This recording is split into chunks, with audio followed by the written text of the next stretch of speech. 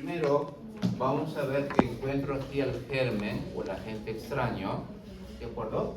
Este agente extraño de por sí va a tener unos antígenos de membrana, ¿de acuerdo? Va a tener unas marcas en la membrana. Y entonces estas marcas en la membrana van a actuar como un receptor de pared. ¿Qué hace? Cuando se junta la combinación, ¿de acuerdo? Con el receptor de membrana, la membrana del fagocito se invagina, ¿de acuerdo? Se mete al interior, se invagina, captura al germen y va a formar una vesícula, se llama fagosoma, que es el cuerpo de lo digerido, ¿de acuerdo? El fagosoma. Entonces el fagosoma está aislado en una vesícula. Doctores, cuando va a haber una apoptosis, ¿qué pasa con la célula?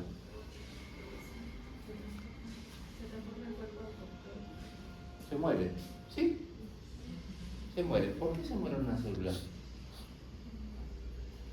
¿De qué forma se muere una célula?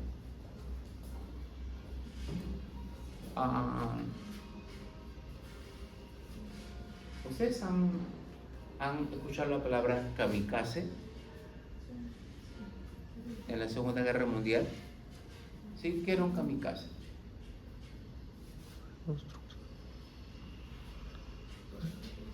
Era una bomba. Tenía bombas y él se iba para morir y matar a otros. Era un aviador japonés, ¿sí? Un aviador japonés que atacaba pues al enemigo, ¿no es cierto? Y cuando se quedaba sin balas y sin bombas, ¿qué hacía? Se mató. Como había todo se tiraba. Se tiraba. Actuaba como un proyectil humano, ¿no es cierto? Entonces él prefería morir antes de rendirse, ¿cierto? Bien, ¿qué pasa, doctores, cuando una célula es incapaz de destruir a un germen que ha ingresado a la célula? Normalmente la puede destruir la célula, al germen, pero cuando no puede, ¿qué hace la célula? Se suicida, ¿de acuerdo? Dice, miren, bueno, si yo muero, muere conmigo el germen, ¿sí? ¿Y cuál es la granada que tiene la célula? ¿Cómo se llama? ¿Qué organela sirve para la muerte, la destrucción celular? Destruye el ADN. Hay una granada o una dinamita, como quieran decirlo. ¿Será? Fagosoma. ¿Ah? No, pero si somos, sí. ¿Pero qué organela la produce? Lisosoma. Los lisosomas, ¿de acuerdo? Los lisosomas tienen tal cantidad de enzimas que una vez que se rompe la pared del lisosoma, la célula es digerida, ¿sí?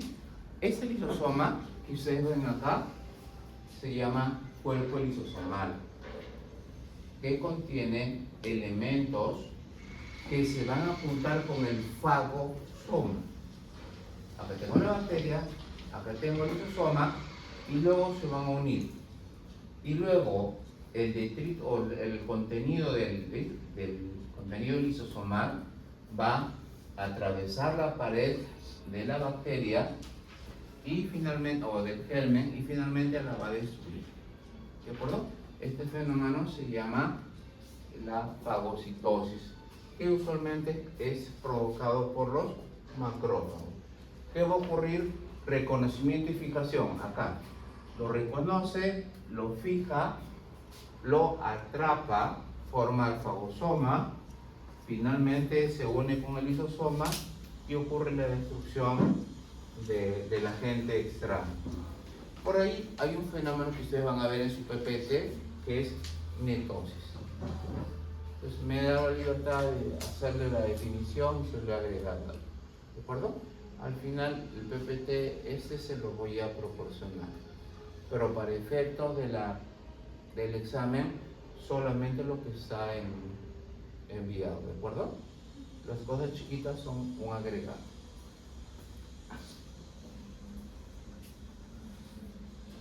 Muy bien. ¿Qué órganos producen qué cosas? ¿De acuerdo? Por ejemplo, yo tengo aquí el cerebro.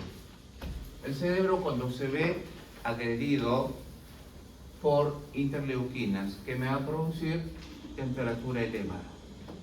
Cuando el hígado se ve estimulado por interleuquinas, me va a dar reactantes de fase aguda, PCR, velocidad de cimentación globular, procalcitonina, todos los elementos que yo utilizo para evaluar el progreso de una infección.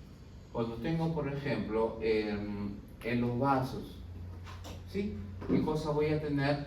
Aumento de la permeabilidad vascular y voy a tener una agregación de plaquetas con los trombos como consecuencia. De la médula ósea, cuando tengo interleuquinas fastidiando ahí, voy a hacer que los glóbulos blancos, ¿quién va a ser? ¿Quién hizo el celulitis? ¿Apéndice quién hizo? ¿Quién expuso apéndice? ¿Ustedes? ¿Cuál es el recuento normal de glóbulos blancos?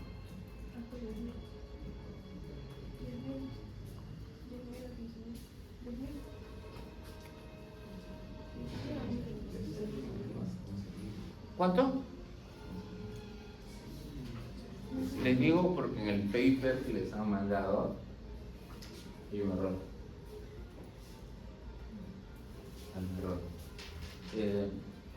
¿Cuántos glóbulos blancos son normales? Según el hemograma de Schilling, 8000. hay un rango. 10. ¿Sí? No, 8000. ¿Sí? ¿No? ¿No leí el paper? No. 8000. Le digo, venía el examen. De ese paper venía el examen, ¿no? Estoy avisando. De 5.000 a 10.000 según el hemograma de Schilling, ¿no es cierto? Sí, los 10.000 es ya afectado.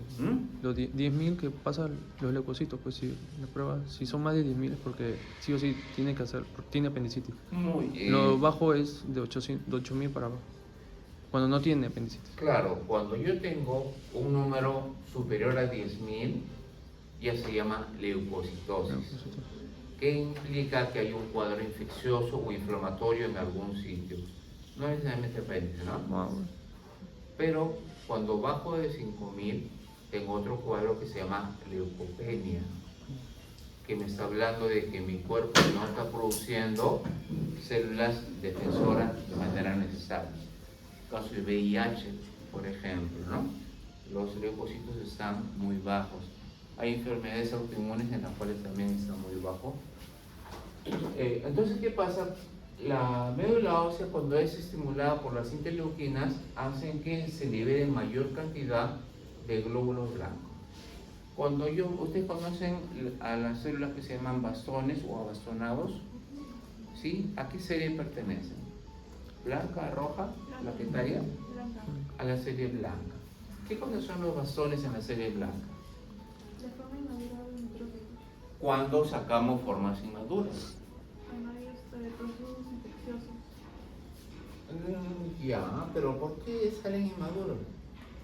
Vamos a la guerra, ¿sí?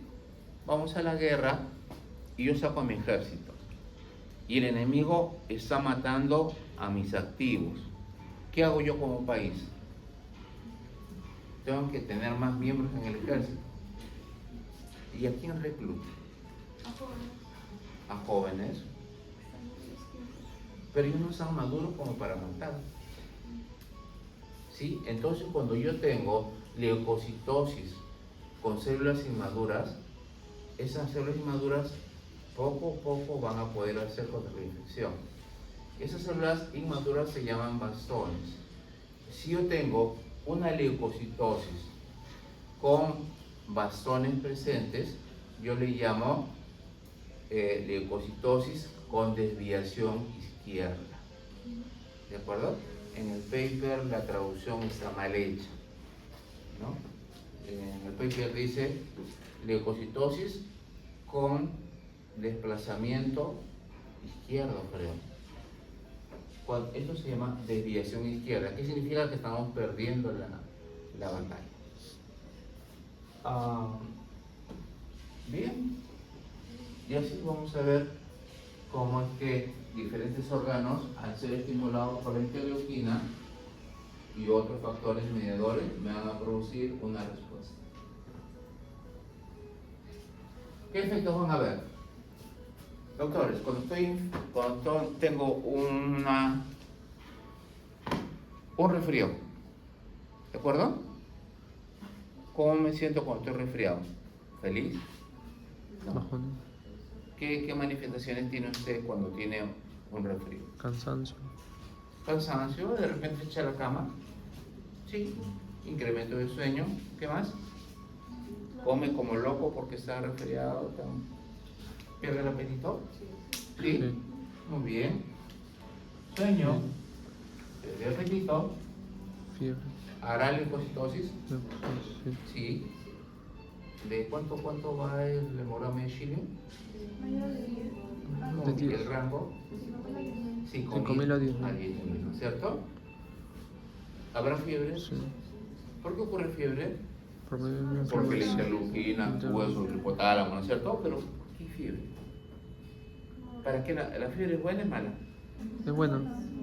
Pero puede convulsionar por fiebre. ¿Sí? ¿No? Es un mito urbano. Lo bueno es que sí se recomiendan tomar líquidos, lo cual actúa como un termorregulador. Ya, para evitar la deshidratación, ¿no es cierto? Pero la fiebre es buena. ¿Por qué ocurre? ¿Por qué mi cuerpo produce temperatura elevada? Porque hay un cierto ¿Y por qué la infección infección? ¿Para qué? para combatir. Piensa que hay alguien, un agente que esté afectando y por eso tiene que aumentar su Y lo temperatura. quemamos. No. Yo subo la temperatura para quemar algo, ¿no es cierto? ¿Sí? La función del hipotálamo, al encontrar interleuquinas que me hablen de una infección, va como consecuencia a elevar la temperatura porque asume que es una forma de lisar a las bacterias, ¿no? Por eso que tenemos un cuadro febril en las manifestaciones sistémicas de una inflamación. Bien. Ya vimos la parte más difícil y acá viene la parte más fácil, ¿ya, doctores?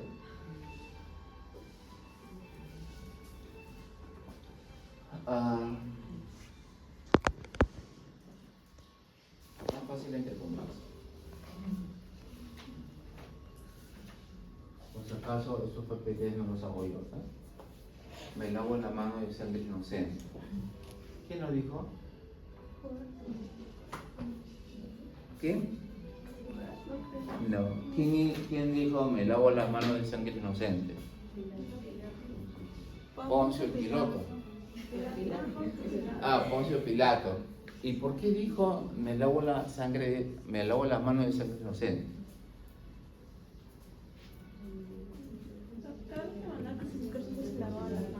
¿Por qué se lavaban las manos? O sea, los demás no se lavaban las manos. ¿Y en qué contexto ocurre eso? Cuando estaba Cristo ya flagelado y todo, y dependía de Pilato si es que lo crucificaba o no. Y él no le encontró culpa. ¿Ustedes saben por qué el pueblo judío sufre tanto? Ha sufrido exterminios, ha sufrido guerras, porque en ese momento en que Pilato dice me lavo las manos de sangre inocente, ¿saben qué dijeron los fariseos? Y eso lo encuentran en la Biblia.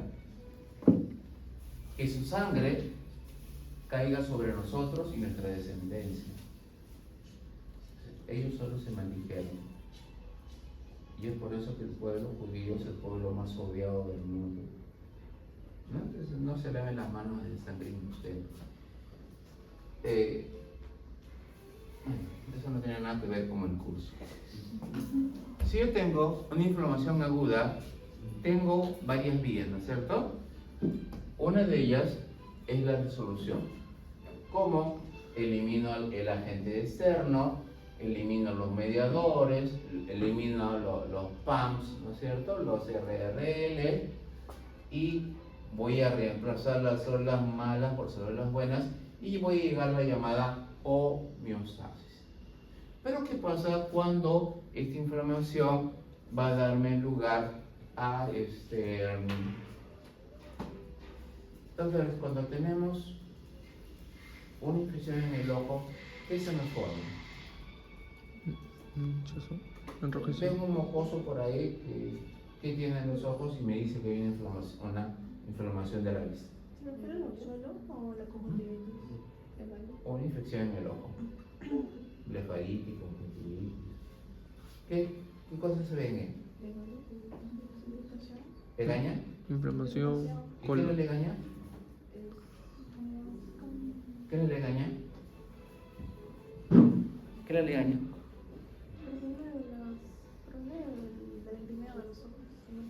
O sea que todos tenemos legaña. Sí, todos tenemos legaña. ¿Y por qué los niños infectados tienen una legaña que se les cierre el ojo en la mañana? La legaña es más bien para limpiar el ojo cada vez que parpadea. La legaña, No, más bien la lágrima. La lágrima, de hecho. ¿Y la legaña? ¿Qué es la legaña? Se seca o se va secando las lágrimas.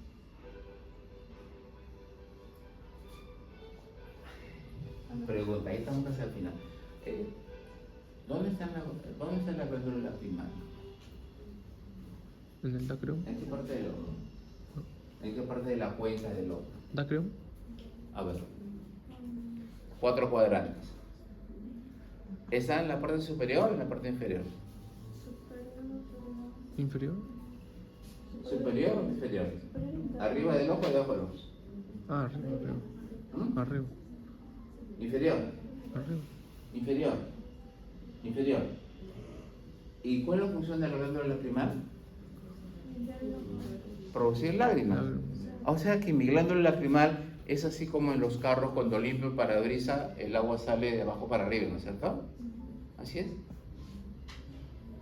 Así sale. ¿Ustedes han visto que las lágrimas salen así para que No, el parabrisas de mis párpados haga eso? de arriba para abajo.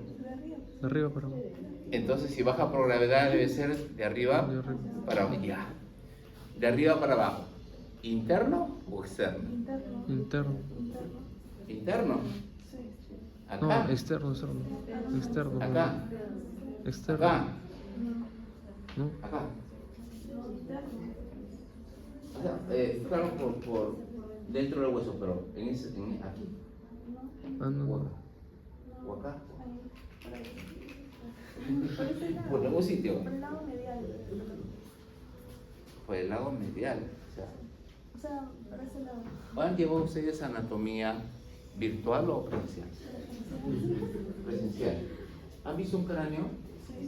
Sí. ¿Han tocado el cráneo? Sí. La glándula lacrimal se aloja en la fosa lacrimal. La fosa lacrimal es una hendidura donde ustedes ponen su dedo y justo cae, ¿no? Esa hendidura, llamada fosa lacrimal, queda en la región superior externa del ojo. ¿De acuerdo? Acá. ¿Qué hace? Produce la lágrima cae por gravedad, lava la esclera, la esclerótica, lava. ¿Y qué pasa con la lágrima que salió? Se evapora, ¡pum! Se convierte en legaña o se drena. La siguiente pregunta. ¿Fabricamos lágrimas todo el tiempo? Yo le pregunto a usted, no al doctor, porque los hombres nunca lloramos, ¿no? En cambio la mujer lo tiene hipertrófica, la glándula lacrimal. Mentira, más llorones son los varones, ¿no? ¿Por qué fabricamos lágrimas todo el tiempo? Sí. ¿O solamente cuando lloramos? No, todo el tiempo. Todo el tiempo. Entonces todo el tiempo se me está saliendo la lágrima. ¿Qué pasa con la lágrima? Ya, se seca y desaparece. ¿No? Se drena. ¿Por dónde se drena? Por el desagüe. ¿Cuál es el desagüe de la glándula lacrimal? Es ese puntito que me han señalado bien antes ustedes. ¿Cuál es? ¿Dónde está ese puntito que me han señalado todos? ¿Acá? Si ustedes ven al vecino, van a ver que aquí hay un huequito, Sí. un puntito negro. Ahí empieza el desagüe. ¿Y dónde acaba el desagüe? En el cornete superior. ¿De acuerdo? Entonces las lágrimas que producimos limpian el ojo y son drenadas por el conducto lacrimonasal, que en el hueso del cráneo hay un conducto óseo que se llama conducto lacrimonasal, que termina en el cornete superior. Ahora, ¿fabricamos lágrimas todo el día? Sí, ¿de acuerdo? ¿Y por qué cuando lloramos se nos sale la lágrima? Si tenemos un drenaje. ¿Por qué? ¿Usted conoce la sierra, doctora? Sí, en la sierra tenemos drenajes, ¿no es cierto? O acequias. ¿Sí? Pero ¿qué pasa cuando la lluvia dura 4 días seguidos con la lluvia de la sierra? ¿Sí? Sí, el drenaje se saturará. Y cuando se satura el drenaje, ¿qué pasa con el agua que sigue cayendo? Hay fugas. Rebasa. Cuando lloramos, producimos lágrimas, tenemos una lluvia de lágrimas. ¿Y qué pasa cuando el drenaje es insuficiente? Empezamos a lagrimar. Pero es cuando, doctores, estamos llorando, ¿por qué se nos salen las mechas por acá? Las velas, ¿no? ¿Ah? Ya desemboca en el cornete, pero ¿por qué tengo los mocos ahí en la nariz? Porque se ubica en la parte del lacrimonasal. ¿Tiene conexión? El moco tiene, la nariz tiene moco. La nariz fabrica moco. La nariz fabrica moco. ¿No? ¿La nariz fabrica moco? Sí. ¿Cuánto? Medio litro al día, por lo menos. ¿Y qué estamos haciendo con el moco? ¿Lo comemos? ¿Sí? ¿Qué sabor tiene el moco? No se ría, ¿qué sabor tiene el moco? ¿Nunca lo han probado el moco? Cuando están resfriados y hacen esto con la lengua. ¿Qué sabor tiene el moco? Salado. Salado. Tratemos de comer moco, pero que no sea otra persona. ¿De acuerdo? Debe ser desagradable el moco a otra persona, ¿no? A veces ustedes han visto a los chiquitos cuando juegan y el moco se lo jalan de forma como una tira. Sí. Entonces el moco no lo comemos, ¿no, doctora? ¿Somos o no? Cerca de medio litro estamos produciendo de moco al día. Y cuando lloramos, ¿por qué se nos ponen las velas? Porque la lágrima hace que el moco sea más fluido, ya no sea tan compacto. Entonces este moco fluido es el que se nos sale por los orificios nasales, ¿no? Y por eso que estamos, cuando lloramos, ¿no? Tratando de eliminar o hacer que se vaya hacia otra vía. Bueno, aquí iba. La legaña es un producto de células muertas con bacterias. El paciente que viene con tos y bota flema verde, ¿qué le decimos? Que está infectado. ¿Sí? ¿La flema verde significa infección? ¿O significa inflamación? Infección. ¿Sí? Seguro. Cuando tengo un muñero, se me infecta. ¿Qué produzco? Pus. Pus. ¿No es cierto? ¿Y quién la pus? ¿Eso? O sea, ¿qué constituye la pus? ¿Qué elemento forma la pus? Bacterias. Muy bien. Detritus celulares, ¿no? O sea, células muertas, bacterias muertas. Entonces, yo voy a tener que mi inflamación aguda me puede llevar a una formación de pus. ¿De acuerdo? Y esa inflamación con formación de pus puede llegar a cicatrizar. Pero la cicatriz, les repito, no es un tejido normal. La cicatriz es un tejido de reparación que usualmente se da cuando tenemos la inflamación de tipo crónico.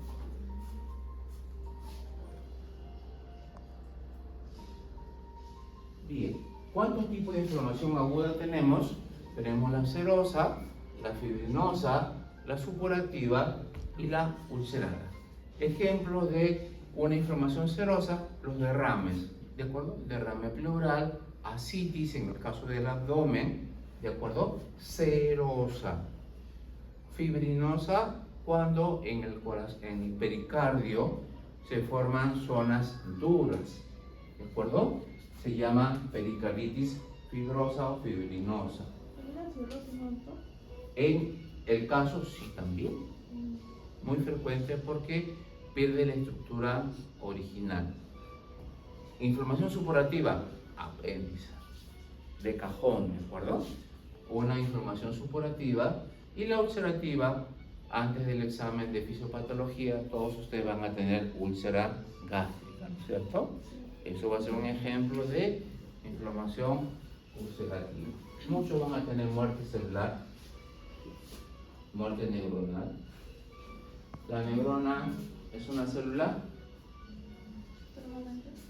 ¿Ah? Permanente. ¿Es una célula permanente? La pregunta es, ¿se divide la neurona? ¿No se divide? ¿No se divide la neurona? Quiero que Anela me induce a la división celular. ¿Cómo es que ocurre la división celular? Biología.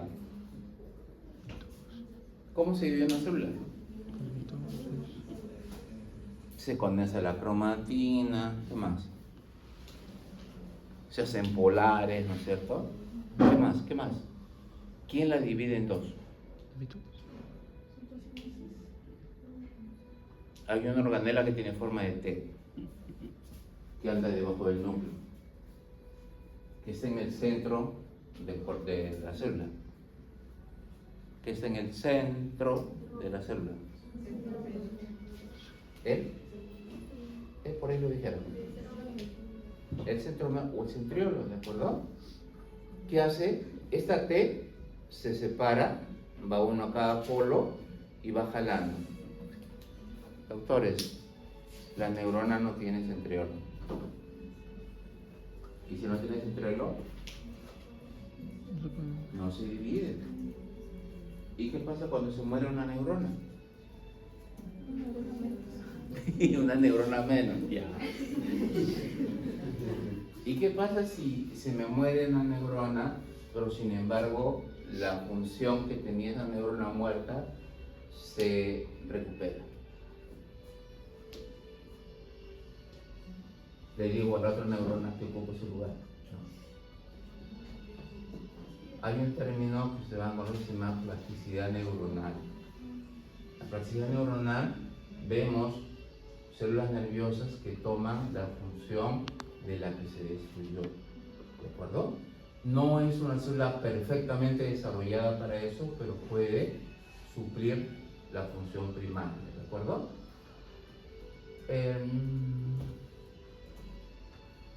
Doctores, ¿cuánto mide la neurona más larga del cuerpo?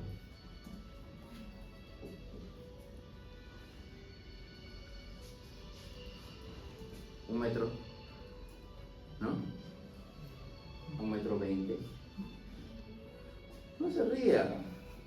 ¿Medio metro? La más larga del cuerpo. ¿Una micra? ¿No? Doctores, ¿cuál es la neurona más larga del cuerpo? ¿Cuánto mide?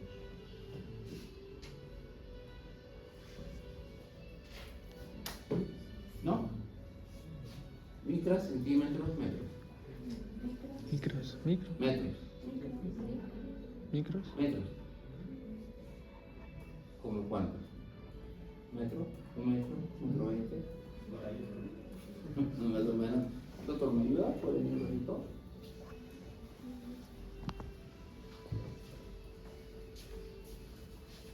El doctor tiene una neurona que nace en la región lumbar de su médula espinal y esa va hasta la punta de su pie. Una neurona. ¿Qué distancia hay entre esa zona y la punta del pie? Aprox. 1 metro, 1,20 m, casi 1,20 m puede ser, alrededor de 1 metro. O sea, las neuronas pueden tener esa longitud, ¿de acuerdo? Así como hay neuronas que miden 3 micras, hay neuronas que son tan largas como el ciático, por ejemplo. ¿De acuerdo? Gracias. Ahora, ¿qué hora es? 9:10. ¿Se acabó la clase? 9:10, ¿no? No, 9:30 acá. 9:30.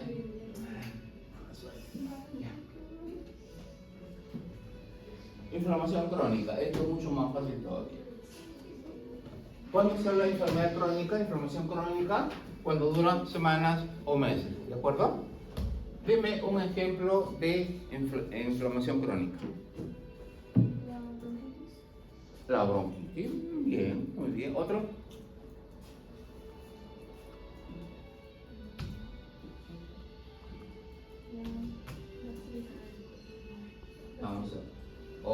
Vamos a soplar. Causas, consecuencias. Causa de inflamación crónica, ¿de acuerdo? Infecciones crónicas, ¿sí? Una infección crónica, doctores, que hasta puede matarme, que en el Perú es prevalente. ¿Dengue? Dengue, TBC. La TBC en nuestro medio, ¿no? Por excelencia, es una enfermedad crónica, ¿de acuerdo? Es inactividad física, ¿sí? Pandemia, ¿sí? Obesidad también, una alteración en la microbiota, la comida. Ayer preguntaban en la exposición de apendicitis. ¿Quién hizo apendicitis? Usted.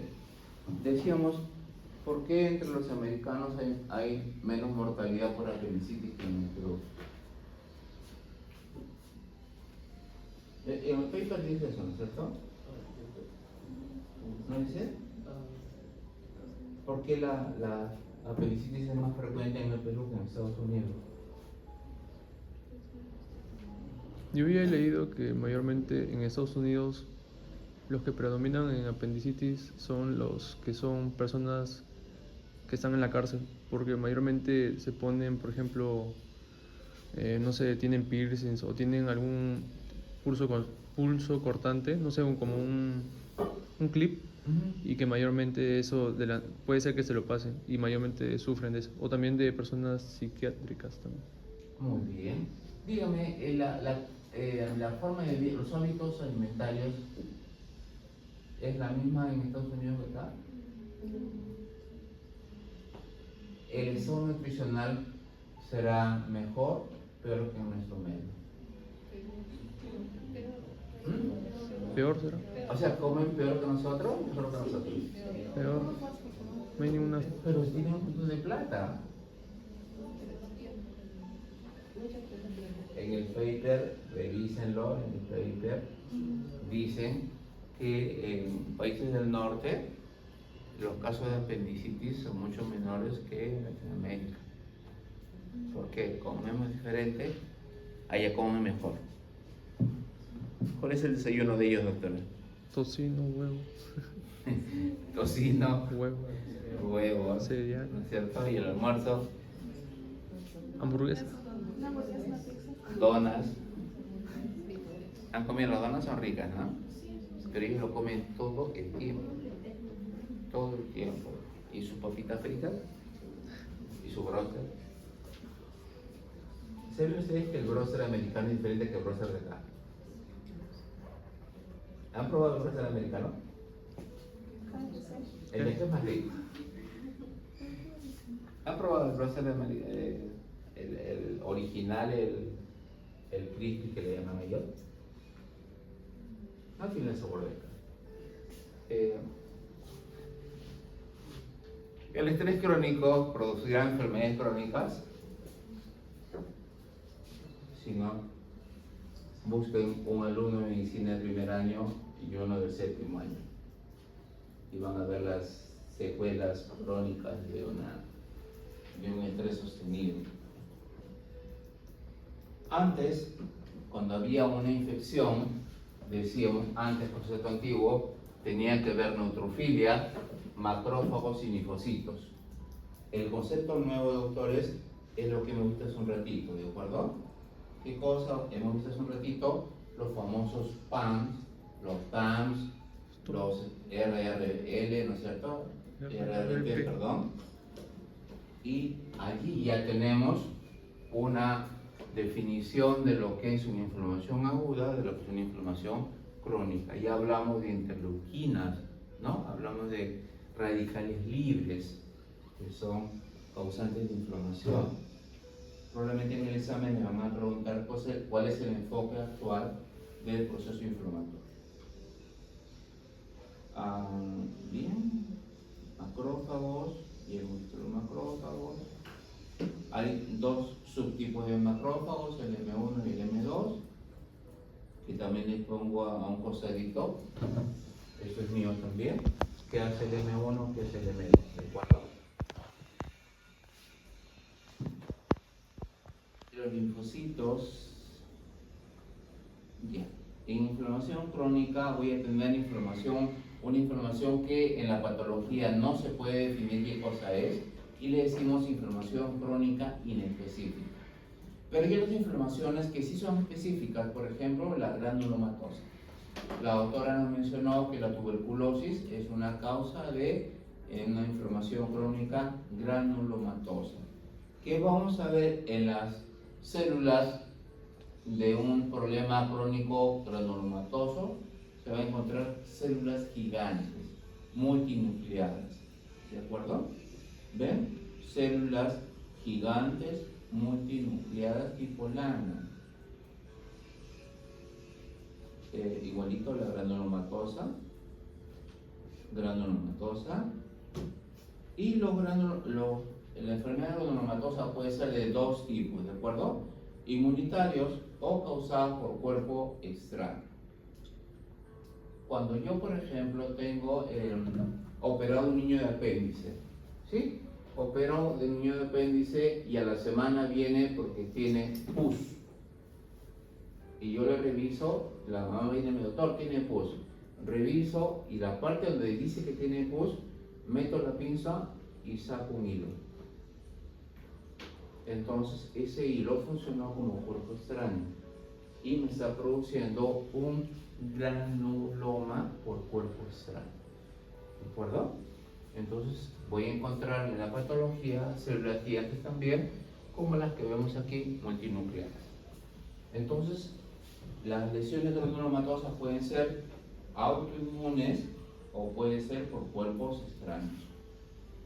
En la tuberculosis, por ejemplo, vamos a ver grandes acúmulos, por eso se llama tuberculosis, porque tiene forma de papa, las lesiones. Viene de la palabra tuberculus. Acá tenemos un absceso, ¿de acuerdo? Generalmente los periodontales, la infección no es de la encía, la infección es del diente. El diente es infectado y la pus que tiene está tratando de buscar una salida. Entonces atraviesa el diente, atraviesa la encía y sale en forma de pus, en forma de fístula. ¿De acuerdo? Eso de aquí se llama absceso periapical. ¿Sí? Así como tengo yo un absceso cuando tengo un barrito infectado, es un absceso también. Bien, preparación de tejidos. Entonces, la reparación puede ser completa o puede ser por cicatrización. Pacientes sometidos a un incendio. ¿Cuántas capas tiene la piel, doctora? Epidermis. No me diga el nombre de los estratos, solamente dígame cuántas capas tiene la piel. 3. Son 5. 5, 7, ¿quién da más? 6, 5, 5, 5, 3. ¿Cuáles son? Epidermis, dermis y grasas subcutáneas. Y la epidermis tiene cuántas capas? 6 o 5. ¿Cuáles son?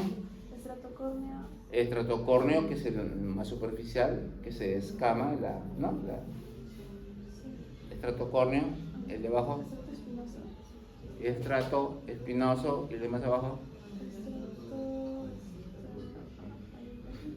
Estrato granuloso. Luego el estrato lúcido. Lúcido. Y más abajo. Ya no hay. Se acabó. El basal. ¿Qué pasa si yo lesiono el estrato basal? Basal.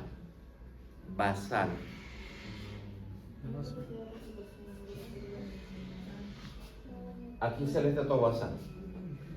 Si yo lesiono hasta acá, eso se va a recuperar. ¿De acuerdo? Cuando yo lesiono el estrato basal, ya no va a haber piel normal. ¿De acuerdo? Entonces, cuando yo me quemo, yo me puedo quemar acá, acá o acá. ¿De acuerdo? Entonces, eso generalmente la quemadura, cuando es profunda, le llamamos quemadura de tercer grado. La de tercer grado quema venas, quema nervios y quema arterias. ¿De acuerdo? Y eso jamás va a tener una recuperación como si no hubiésemos tocado las capas germinativas. ¿Cómo se forma una cicatriz? Les comentaba, y esto para ustedes. Miren, yo tengo acá una línea, acá, ¿de acuerdo? Acá hay una línea. Es un corte que he hecho con bisturí para operar un apéndice. Normalmente aquí debe formarse una cicatriz, que va a ser una línea siguiendo el corte. ¿Cuáles son las variantes de una cicatriz?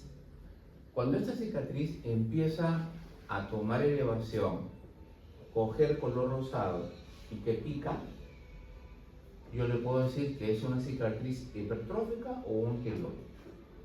Cuando digo hipertrófica, cuando sigue el sentido del herida. Cuando invade piel sana, se llama cicatriz hipertrófica. ¿De acuerdo? Son dos cosas diferentes. La cicatriz hipertrófica y el queloide. ¿Sí? La hipertrófica sigue la línea de la sutura y la queloide o el queloide invade piel sana. A ver, generación, formación de la cicatriz, ya lo hemos visto. ¿Qué sustancias ayudan a la cicatrización? Es la producción de serotonina y de histamina. Eso lo vamos a ver en otro momento, que es muy interesante, el metabolismo araquidónico. Y bien, allí nos quedamos, doctores, y nos vamos a la práctica.